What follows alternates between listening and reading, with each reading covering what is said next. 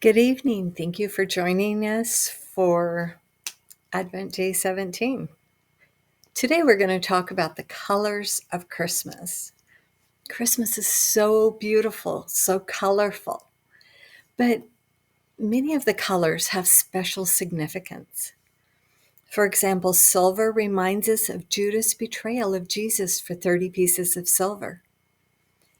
The color green reminds us both of new life and eternal life. Green is a color of creation and of growth. Think about spring, how beautiful and green everything is. And then there's evergreens, which do not go dormant in seasons, but continually maintain green leaves, even through the coldest of winters. And those remind us that God's love does not go to sleep or go dormant. In our walk with the Lord, when we're faced with adversity, growth is still occurring, and we still have the eternal love of God to sustain us and to keep us from going dormant. The color white is for purity.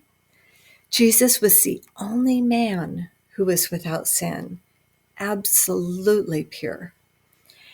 As the sacrificial lamb was pure and without blemish, so was Jesus. Jesus' death on the cross washes us white as snow as well, so that in the end, we can stand before the throne in pure white garments, a pure bride of Christ. One of the prominent colors of Christmas is red. Red garland reminds us of the crown of thorns Jesus wore on the cross. The holly berry reminds us of the drops of blood that fell to the ground as he was beaten and led to the cross. Purple. Purple was the color of kings, and the very wealthy also wore purple. Purple cloth was so rare that few ancients wore it. Dyeing cloth purple for the royals was reserved for a select few, and the recipe was carefully guarded. In fact, Lydia in the New Testament was a maker of purple cloth. That was a pretty special profession.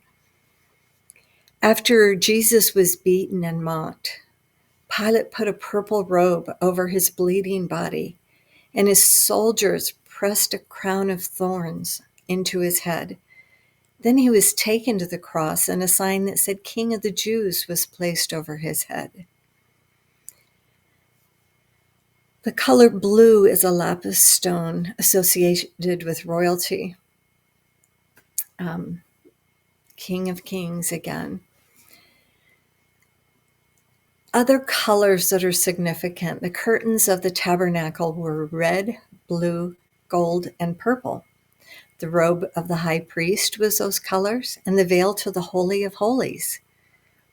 Of course, there's also the rainbow, the significant colors, and the true meaning of the rainbow, which is a sign of God's promise not to destroy the earth again by flood. And I saved the best for last, gold. Gold reminds us of heaven, where the very streets are paved with gold. It's also one of the gifts of the wise men. Did you ever stop to think that God provided financially for his child through calling the wise men to bring gifts? Also, gold is a reminder that we are being refined as gold, pure gold, day by day. Now, many of you know this, but some of you may not. Gold is brought to a boil, and the impurities are skimmed off over and over and over until the refiner can look at that gold and see his own reflection. Then he knows the gold has been thoroughly refined. So as we think about all the stuff we go through during the holidays, the trials, the busyness, the financial stuff too,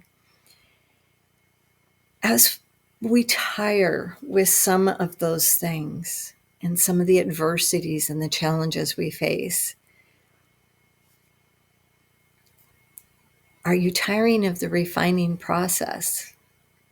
If you're tired of that, ask, when Jesus looks at my heart, does he see himself reflected there? See you tomorrow for day 18. God bless.